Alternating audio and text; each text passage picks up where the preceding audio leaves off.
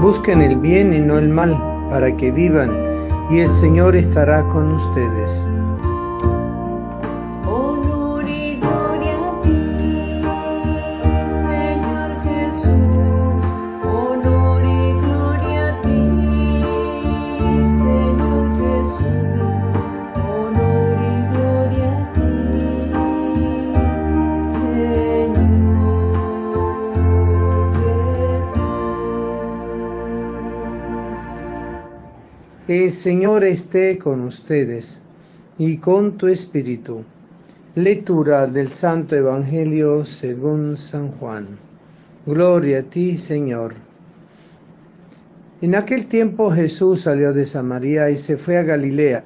Jesús mismo había declarado que ningún profeta se le honra en su propia patria. Cuando llegó, los galileos lo recibieron bien, porque habían visto todo lo que él había hecho en Jerusalén durante la fiesta, pues también ellos habían estado allí. Volvió entonces a Caná de Galilea, donde había convertido el agua en vino. Había allí un funcionario real que tenía un hijo enfermo en Cafarnaún. Al oír que Jesús había venido de Judea a Galilea, fue al verlo y le rogó que fuera a curar a su hijo, que se estaba muriendo. Jesús le dijo: si no ven ustedes señales y prodigios, no creen. Pero el funcionario del rey insistió: Señor, ven antes de que mi muchachito muera. Jesús le contestó: vete, tu hijo ya está sano. Aquel hombre creyó en la palabra de Jesús y se puso en camino. Cuando iba llegando, sus criados le salieron al encuentro para decirle que su hijo ya estaba sano. Él les preguntó a qué hora había empezado la mejoría. Ellos le contestaron: ayer a la 1 de la tarde se le quitó la fiebre. El padre reconoció que a esa misma hora Jesús le había dicho: tu hijo ya está sano, y creyó con todo lo de su casa. Esta fue la segunda señal milagrosa que hizo Jesús al volver de Judea a Galilea. Palabra del Señor. Gloria a ti, Señor Jesús. El Señor, en el camino que lo condujo desde Galilea hasta Jerusalén, fue realizando señales milagrosas, de manera tal que Él, con señales y con palabra, iba marcando el paso de su camino hacia el Calvario. Un camino que empezó desde antes, simplemente de lo que se manifiesta al final. Un camino de Él para poder dar a conocer el misterio del Padre por el Hijo que lo estaba revelando, y por ser Él el testigo fiel del Padre como Hijo, y al mismo tiempo anunciando la llegada del Espíritu. Y Él buscó entre los galileos a realizar ese pase milagroso, y los galileos lo acogieron bien porque estaban muy pendientes de Él, dado que en Jerusalén también ellos habían estado y habían visto todo lo que había hecho. Cuando Jesús vuelve a Caná, el lugar donde había transformado el agua en vino, entonces allí se encuentra con una otra circunstancia muy importante: la sanación del hijo del funcionario real.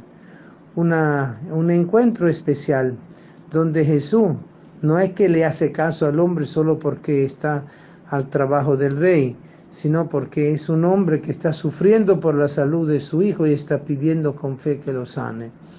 El Señor manifiesta allí su gloria con una actitud profunda, no solo de sanación a distancia, sino con una actitud de sanación en la fe, porque Él curó en la fe a ese funcionario real, porque al realizarse la señal y al demostrarse que el hijo de él se había sanado a la misma hora que Jesús le había dicho, para él fue motivo de conversión para él y su toda familia.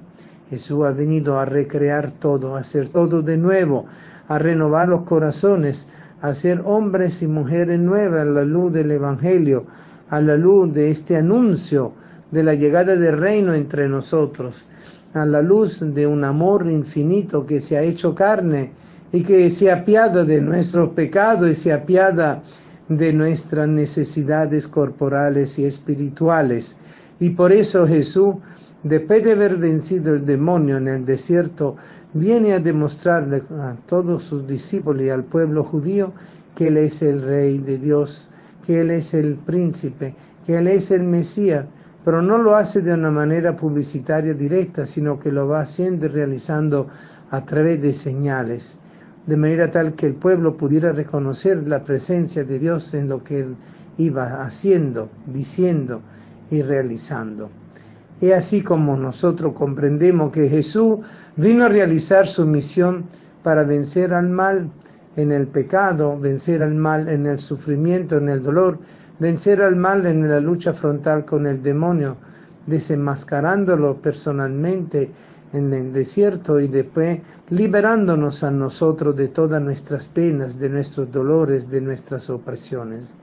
Es el camino de la fe, es el camino de la conversión. Jesús va abriendo paso en el camino de la fe, de la conversión de su pueblo, para que los que podían salvarse se abrieran a la acción salvadora de Dios, sin ninguna predestinación, simplemente para todo aquel que de buen corazón, como el funcionario real, se puedan abrir al anuncio de ese amor de Dios que se ha hecho carne.